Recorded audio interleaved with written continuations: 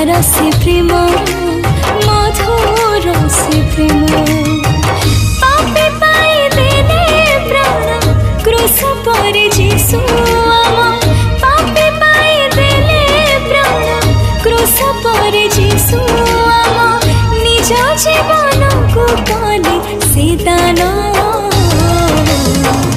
अभुला से प्रेम चिरंतन प्रेम।